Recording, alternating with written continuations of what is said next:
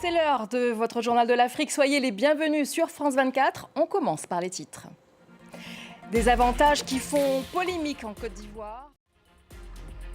On commence donc ce journal avec cette polémique en Côte d'Ivoire. Un partenariat entre le Sénat et la compagnie Corsair aérienne qui permettrait des billets d'avion et des soins médicaux à tarifs préférentiels pour les élus ivoiriens. L'opposition et les internautes dénoncent une démarche élitiste et déconnectée des réalités du peuple ivoirien qui peine à accéder aux soins de base. Les détails avec Julia Guggenheim.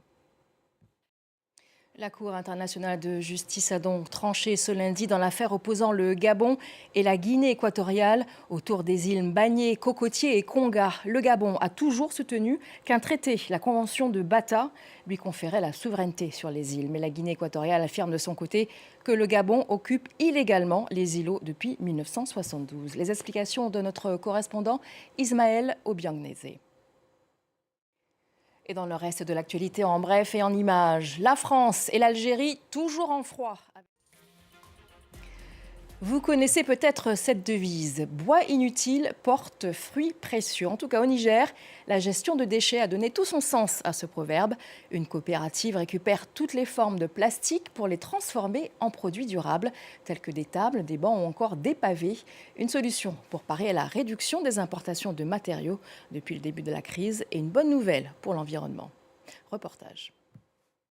Allez, on ouvre une page culture avec le cinéma nigérian qui passe un nouveau cap à Cannes.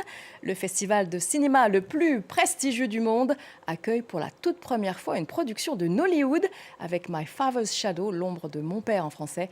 Le film sélectionné dans la catégorie Un certain regard raconte l'épopée d'un père et de ses deux fils à Lagos sous fond de crise politique au début des années 90. Notre équipe a rencontré le réalisateur Akinola Davis. Et du cinéma à la musique, il n'y a qu'un pas. Le festival de musique sacrée du monde se tient en ce moment même à Fès, au Maroc.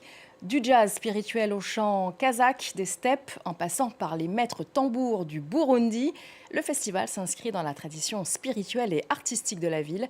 L'événement, créé en 1994, vise au dialogue des civilisations. Mélina Huette et Tarek Kaye étaient sur place. Et voilà de la musique pour refermer notre journal de l'Afrique. Merci de l'avoir suivi. Restez avec nous car l'actualité continue sur France 24.